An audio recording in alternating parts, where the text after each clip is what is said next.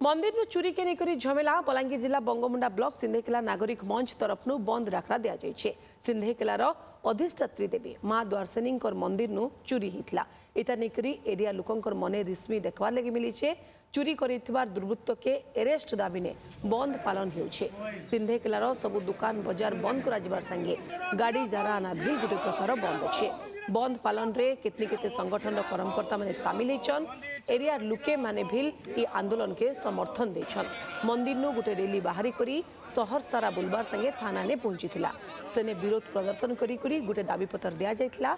72 घंटा भितरे दाबी पूरण नहीं हेले आंदोलन के आहुरी जोरदार करा जिया बोली करी कहा जाय छे। चोरी चोर कर सारा निया लगे दीचे मंदिर भितरे जेनथिरे कि समस्त को आघात होइचे आउ हे प्रकार जिनिस केबे नहीं हेबार कथा आ सेति लगी बड़ आकार किछि गुटे आमे एक्शन नेबा लगी प्रतिज्ञा करिचु। 72 घंटा भितरे जदि चोर के नहीं धरा जेबा आमे रास्ता रोक आंदोलन करबो।